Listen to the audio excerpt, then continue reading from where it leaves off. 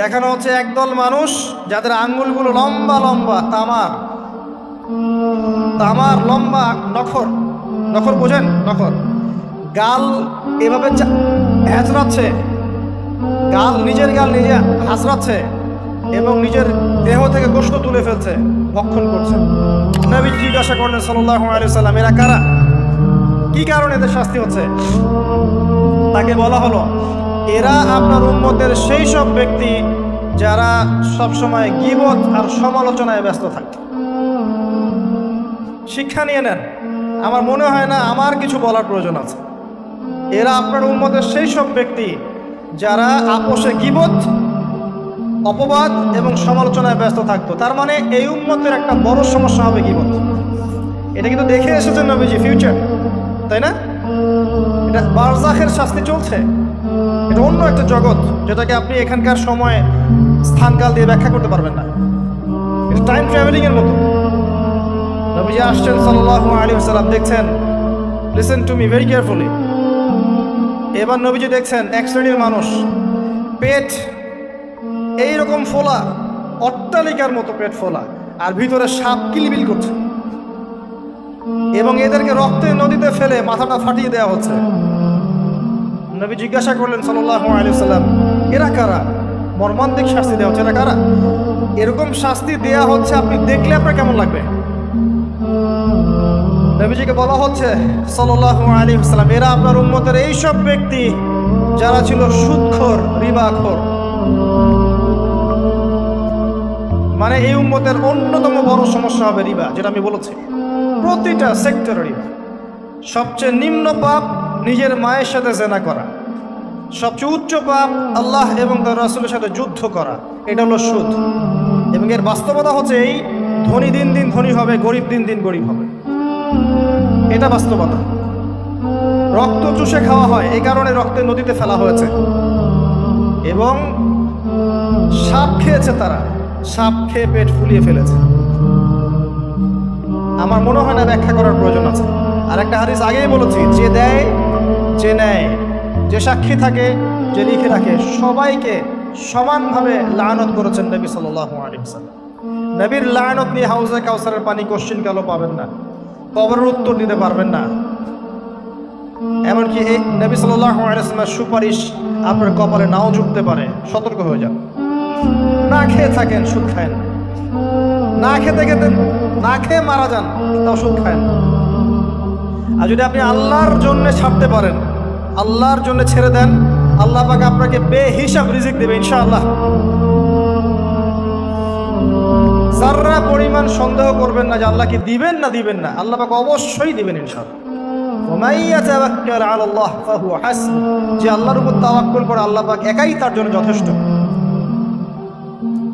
আল্লাহ পাক যথেষ্ট। ইয়ারযুকু মান ইয়াশা বিগাইরি হিসাব, আল্লাহ পাক বেহিসাব রিজিক দেন যাকে চান। মিন হাইসু লা ইয়াহতাসিব, এমন উৎস থেকে রিজিক দিবেন যে সে কল্পনা করে নাই। ছেড়ে দেন। কিন্তু বিশ্বের শুরু থেকে নিচ পর্যন্ত রিবা দিয়ে ভর্তি। একটা ছোট্ট গ্রামে যাবেন, দেখবেন একাধিক সুদী এনজিও কাজ করছে। এখন মা বোনরাও খুব বেশি সুদ খায়, ব্যাংকের মধ্য দিয়ে, সমিতির মধ্য দিয়ে, এইটা ওইটা ছল চাতুরি ঘুরিয়ে ফিরে কতভাবে যে খাওয়া হয় আল্লাহ ভালো জানে। আল্লাহ পাক আমাদেরকে এই মহামারী থেকে হেফাজত করুন। সবচেয়ে বড় মহামারী চলছে বিশ্বে, এই ইকোনমিক মহামারী, রিবা কেন্দ্রিক। এটা মুসলিমদের ইমান আমল সব ধ্বংস করে দিয়েছে। আসেন, তিনি আসছেন, দেখলেন এক শ্রেণীর মানুষ আগুন, বড় বড় আগুনের তলা, এগুলো মুখে ঢুকাচ্ছে, পিছনের রাস্তা দিয়ে বের হয়ে যাচ্ছে। নাউযুবিল্লাহ পড়ি আমরা। জিজ্ঞেস করা হচ্ছে কারা এরা, মর্মান্তিক শাস্তি হচ্ছে। নবী সাল্লাল্লাহু আলাইহি ওয়াসাল্লামকে বলা হলো, এরা আপনার উম্মতের সেই সব ব্যক্তি, listen to me very carefully, এরা আপনার উম্মতের সেই সব ব্যক্তি যারা ইয়েতিমদের মাল আত্মসাৎ করে খেত। আমার ব্যাখ্যা করার কোনো প্রয়োজন নাই, আমরা সবাই শিক্ষিত মানুষ। ইয়েতিমের মাল আত্মসাৎ করলে যদি এই শাস্তি হয়, জনগণের মাল আত্মসাৎ করলে কি হতে পারে চিন্তা করতে, কি হতে পারে? এটা মানুষের হক, আল্লাহর কাছে ক্ষমা পাওয়া যাবে না, মানুষকে দিতে হবে।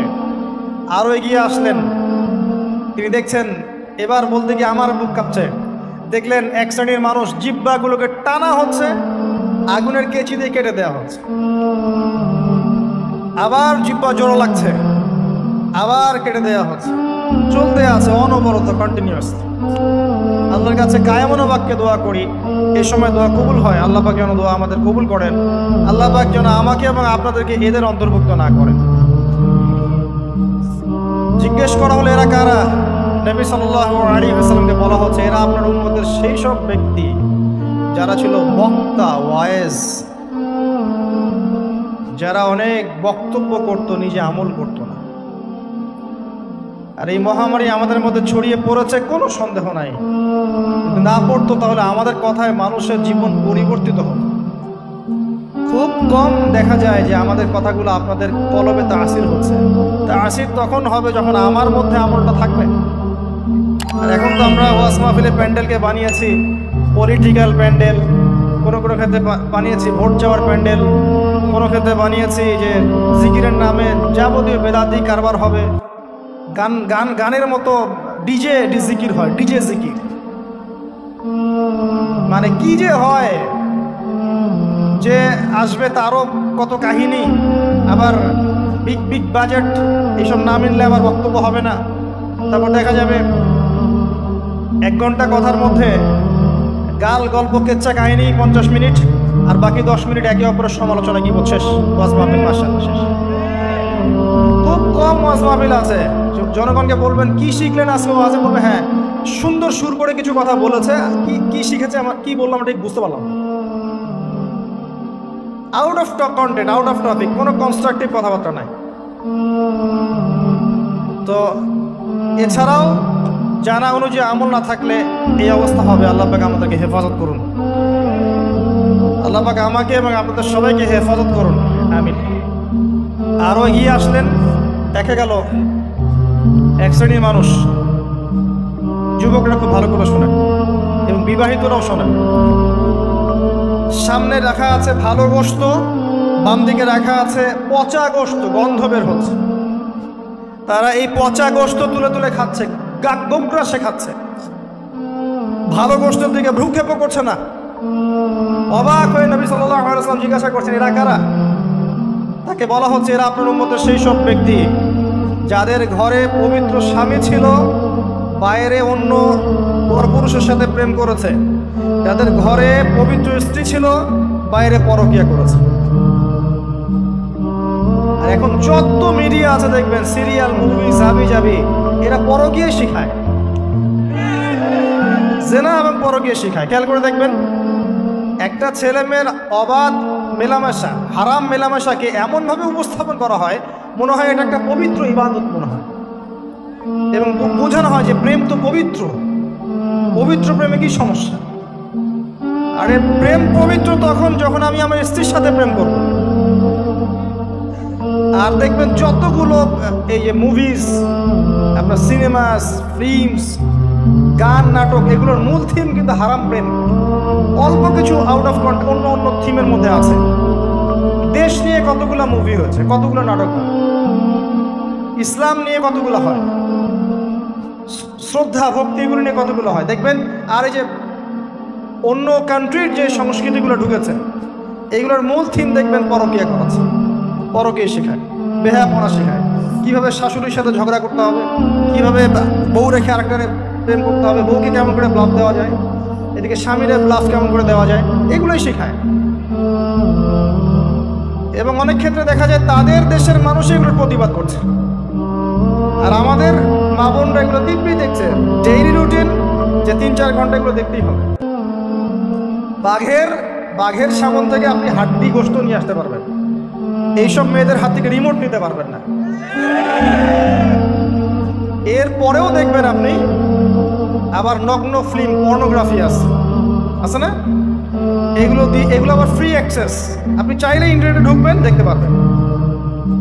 এটা কিন্তু আমরা রাষ্ট্রীয়ভাবে বন্ধ করতে পারতাম, যে আমার দেশে কোনো পর্ন সাইট চলবে না, কোনো পর্ন সাইট চলবে না।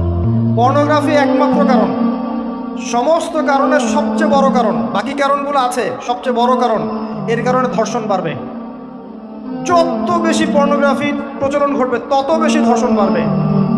কারণ পর্ন দেখতে দেখতে মানুষের ভিতরটাকে পশু বানিয়ে ফেলা হয়, এবং এই পশু সুযোগ পেলেই একটা মেয়েকে ধর্ষণ করবে। হ্যাঁ, এর ভিতর থেকে বাইরে মনে হচ্ছে কোটটাই স্যুট পরে আছি, জুব্বা টুব্বা পরে আছি, ভিতরটা পশু বানিয়ে ফেলা হয়। এবং দেখবেন ফাঁক পেলে মেয়েকে ধর্ষণ করবে, ফাঁক পেলে বাচ্চাকে ধর্ষণ করবে, প্রাইভেট পড়াতে গিয়ে ছাত্রীকে ধর্ষণ করবে, চাকরি ক্ষেত্রে মেয়েকে ধর্ষণ করবে। দেখবেন এই কাজগুলো হবে, সুযোগ পেলেই ধর্ষণ করবে, কারণ ইন্টারনালি সে বিস্ট হয়ে গেছে, জানোয়ার। কিভাবে হয়েছে? ওই পর্ন দেখতে দেখতে। যারা এটাতে এডিক্টেড, তখন মনে হয় যে জগৎটা মনে হয় এমনই, একটা মেয়ের দিকে সে আর শ্রদ্ধা, সম্মান, ভালোবাসার দৃষ্টিতে দেখতে পারবে না। মেয়ের দিকে তাকালেই মনে হবে গোষ্ঠের টুকরা, খালি ভক্ষণ করতে হবে। হ্যাঁ, মাইন্ডসেটটা চেঞ্জ করে দিবে আপনার। মানে আমি আপনাকে বলি, পবিত্র ভালোবাসাটাকে যৌনতা দিয়ে ট্রান্সফার করা হয়েছে এই বিশ্বে। ভালোবাসা একটা ডিভাইন জিনিস, আল্লাহর পক্ষ থেকে আসে, ডিভাইন একটা জিনিস, অলৌকিক। মানে যখনই আপনি দেখবেন কাবিন হবে এবং আপনি কালিমা পড়ানো হচ্ছে, আপনি বলছেন কবুল, ইমিডিয়েটলি আপনি ফিল করবেন অপরিচিত একটা মেয়ে, আপনি যাকে দেখেন নাই, বাবা মা বিয়ে ঠিক করেছে, আল্লাহর পক্ষ থেকে ডিভাইন একটা ভালোবাসা চলে আসবে, মায়া, একটা মহব্বত, রহমত। এটা তারা ফিল করতে পারবে যারা পর্ন এডিক্টেড নয়। যারা পর্ন এডিক্টেড, দেখবেন ওই স্ত্রীকে তার ভালো লাগবে না, তার মনে হবে এর চেয়ে ওই মেয়েটা সুন্দর, তার চেয়ে ওই মেয়েটা সুন্দর, তার চেয়ে ওই মেয়েটা সুন্দর, কারণ তার মাথাটা এরকম বিক্ষিপ্ত, পাশবিক। এবং ম্যারিড লাইফেও সে দেখবেন স্ত্রীকে স্যাটিসফাই করতে পারবে না, নিজের উপর জুলুম করতে করতে নিজের সব যৌন ক্ষমতাও নষ্ট করে ফেলবে। আর একাধিক বিয়ে তো অনেক দূরের কথা, একটাই তার কাছে অনেক ভারী মনে হবে। পরে এসব ট্রিটমেন্ট করে কোনো লাভ হবে না।